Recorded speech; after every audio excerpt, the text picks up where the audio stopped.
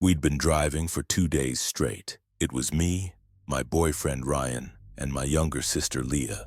We were heading home to Maryland after spending a week visiting our grandmother. The plan was to make the drive in 3 days, taking turns at the wheel, sleeping in shifts, and surviving mostly on caffeine and gas station food. By the second night, we were somewhere in Oklahoma. Long, flat stretches of nothing. Ryan had been driving for hours and his eyelids were heavy. I told him to pull off the highway so I could take over. We spotted a rest stop sign, exit 212 facilities ahead, so we turned off.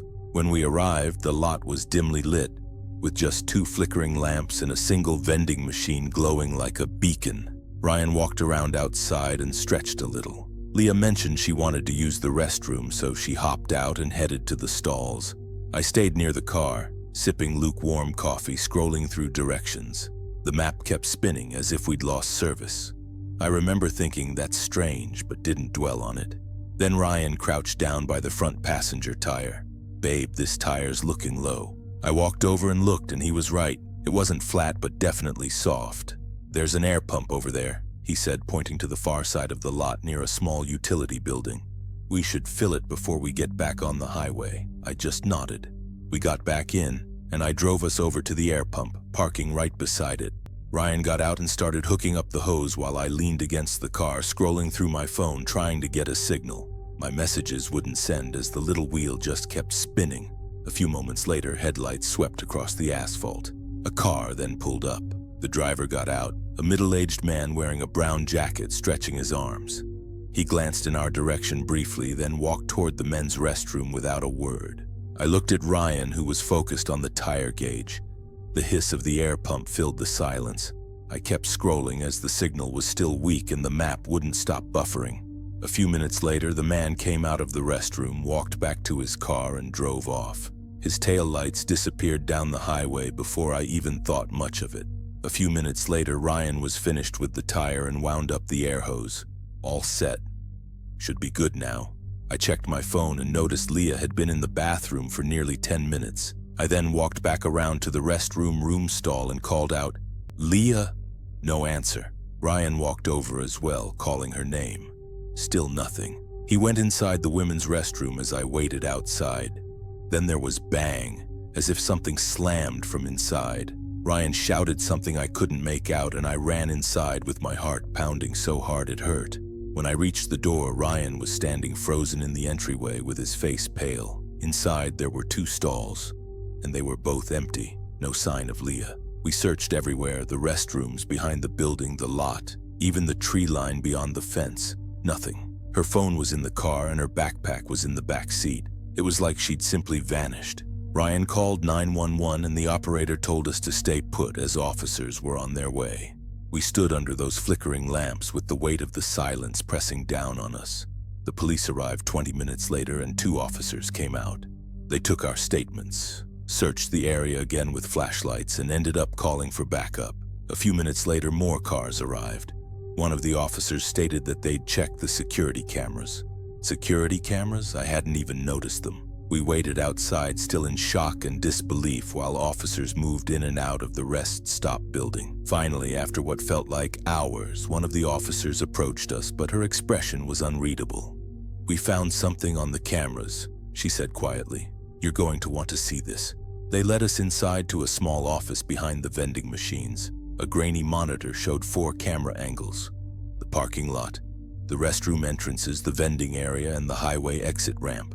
The officer rewound the footage and stated, "Watch here." On the screen, I saw our car pull into the lot. Ryan and I got out. Leah walked toward the restrooms. Then we moved the car to the air pump. The other vehicle then pulled into our old spot moments later. The man got out and went to the men's restroom. Then Leah emerged from the women's restroom. She looked around, saw the car in the spot where we'd originally parked, and then my stomach completely dropped. She walked straight up to the car, opened the back door, got in. "No, Leah," I whispered. The man came out of the restroom a few moments later, got into the car, and drove away. He never looked in the back seat. He never even noticed her. The officer paused the footage. "We've got his plate." Based on the timeline and the highway cameras, we tracked him eastbound for about 40 miles before the vehicle stopped on the shoulder. the officer said. "We found your sister there. She's safe. A trucker picked her up and called it in. She's at a hospital in Tulsa, shaken up but unharmed." I sat there confused, trying to process what I just heard. She said the man realized she was in the car about 30 miles down the road as he heard her moving. He then pulled over, told her to get out, and drove off.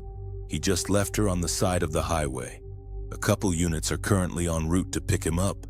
I felt everything at once. Relief, rage, horror. I couldn't speak. Ryan put his head in his hands. Leah had climbed into a stranger's car by mistake. He panicked and abandoned a teenage girl on a dark highway in the middle of nowhere. All because we'd moved our car to fill a tire. The officer put a hand on my shoulder. "We're taking you to her now." As we drove toward Tulsa, I stared out the window at the endless stretch of highway, the broken white lines flickering past. I kept replaying it in my mind.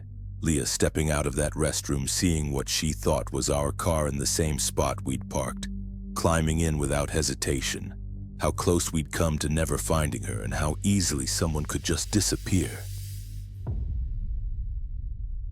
This happened around the night of the Super Bowl last year. Even now, as I write this story, my hands are still shaking. I am a college student living on campus in a small dorm room with my roommate Jenna. She'd gone out earlier in the day as she grabbed lunch with some friends, ran errands. By the time evening rolled around, she was wiped.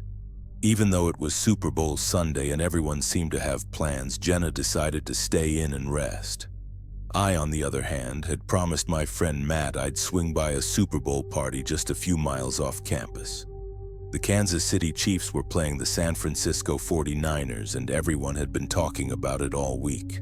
I told Jenna I wouldn't be gone long, just going to spend a few hours watching the game, grab some food, and head back before it got too late.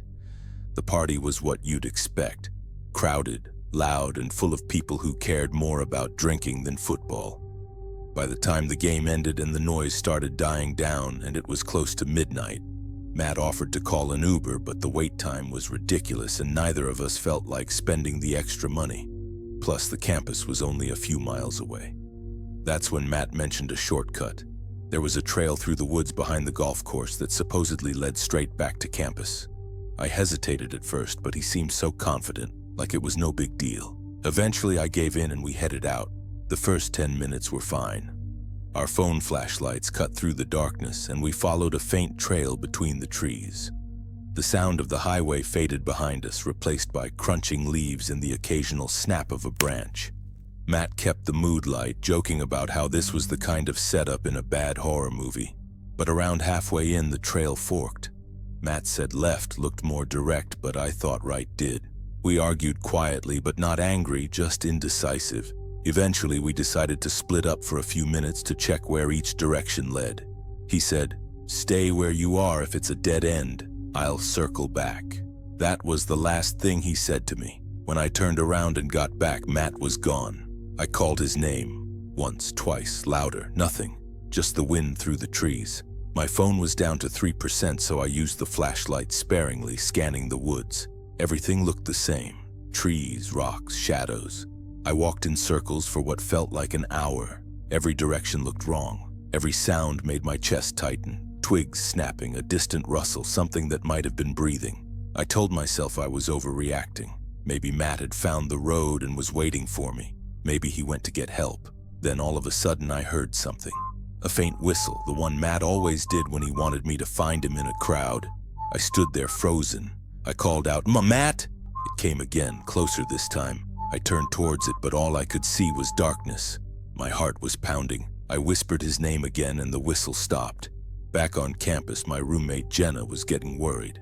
I hadn't texted, hadn't come back. She tried calling, but nothing. Around 2:30 a.m., she called one of the guys from the Super Bowl party, thinking maybe I'd crashed there. When they said I left with Matt, everything changed. They called the police and some friends organized a quick search party with flashlights and campus security. By 3 a.m., the woods were crawling with people shouting my name. I didn't know that then. All I knew was I was cold, shaking, and trying not to panic. It was close to dawn when I found the clearing. My phone had died completely, but the sky was starting to lighten a little. I was exhausted, barely thinking straight when I saw someone standing near the tree line. "Matt?" He turned and it was him. Same hoodie, same jeans, same face, but there was something off.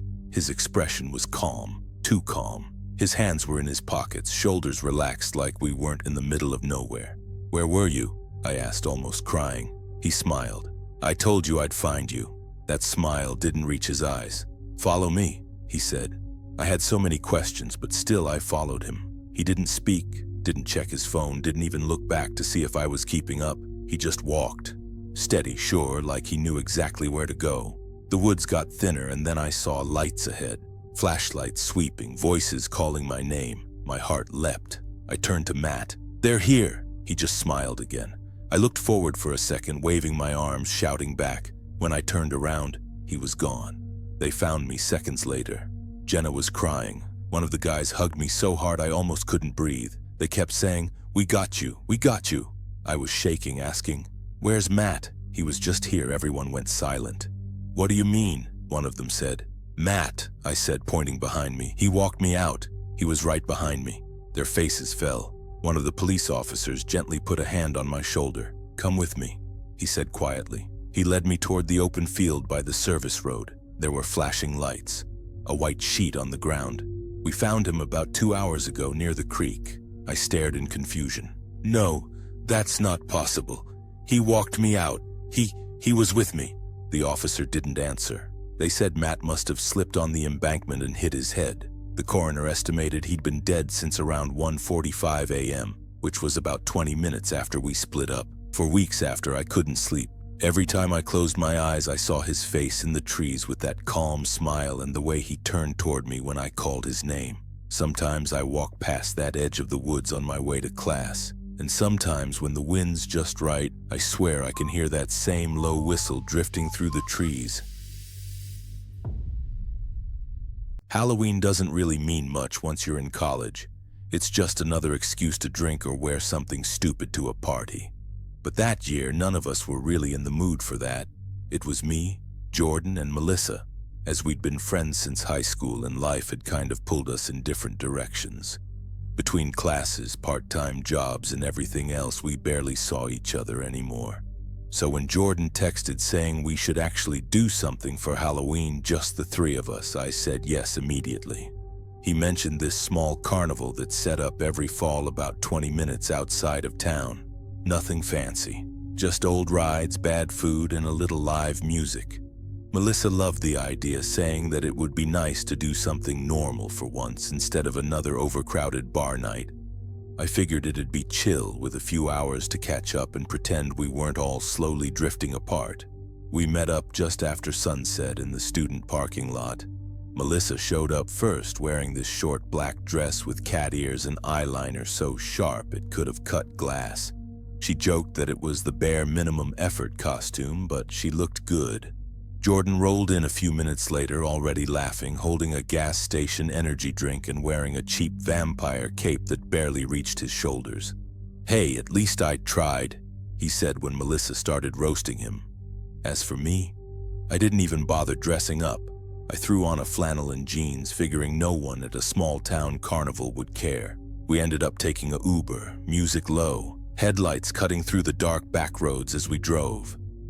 The farther we got from campus, the quieter it became, with just the hum of the tires and the wind rattling through the trees. When we finally pulled up, the fairgrounds were glowing in the distance, with rows of old rides lit by strings of orange bulbs flickering. The air smelled like caramel corn and fried dough mixed with gasoline from the generators. Every sound felt amplified. Kids laughing, the creak of metal rides, the warped music spilling from busted speakers. It was busier than I expected. People were everywhere, kids running between booths, couples in matching costumes, groups of teens posing for photos under the lights. It felt loud, alive, and yet a little comforting. At one point as we were walking, I noticed something. Off to the side near the ring toss booth, there was a guy just standing there. No costume, no mask. Just a plain black hoodie with the hood pulled tight over his head. He wasn't talking to anyone, wasn't even holding a drink, just watching. At first I didn't think much of it. Maybe he was waiting for someone. Maybe he worked there. But when we moved, he moved too. When we got in line for the Ferris wheel, I saw him again near the ticket booth, hands in his pockets, facing our direction. Later, when we stopped for food, he was standing near the funnel cake stand. I tried to laugh it off, telling myself it was just a coincidence. There were hundreds of people there, but still, every time I looked around, I found him somewhere in the crowd. Never close, never far, just within view, watching. I ignore him and just continue the night.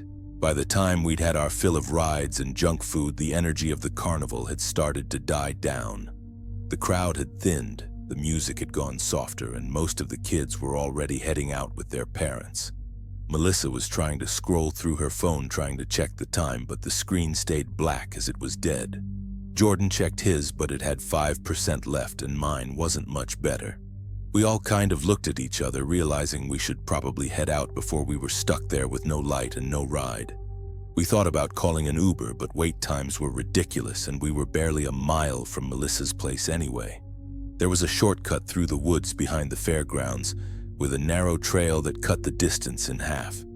We'd used it plenty of times back in high school. It wasn't the smartest idea at night, but it felt familiar. "Come on, we'll be fine. We've walked it hundreds of times," Jordan says. So we did. Jordan turned on his flashlight on his phone, but the beam was weak and flickering, bouncing between the trees. The sound of our steps was the only thing filling the silence now, a steady crunch of dirt and twigs. For a while, we tried to keep it light. We joked about how Melissa's 9 lives weren't going to help if a raccoon decided to attack us, or how Jordan's vampire cape probably made him glow in the dark. The farther we went, the quieter it got. Even our voices dropped without us realizing it, like the woods were soaking up every bit of sound. At one point, Melissa stopped mid-sentence and looked back down the path. "Did you hear that?" We all stopped, and then we heard footsteps. At first, I thought it was just the echo of ours bouncing off the trees, but when we slowed down, the sound didn't match. Whoever or whatever it is was behind us, matching our pace. Jordan turned around with his phone light sweeping over the path. "Yo, who's there?" he called out, trying to sound confident, but his voice cracked just slightly at the end, but only silence answered. Melissa clutched my arm. "Let's just go," she whispered. We sped up, trying not to make it obvious that we were scared. I could feel my heartbeat in my throat. Every few seconds I glanced back, but the light didn't reach far enough to show anything, just blackness. And just when it couldn't get worse, the light flickered and went out completely. We stood still, surrounded by nothing but darkness and the faint smell of damp earth. I reached for my phone, but it was dead too.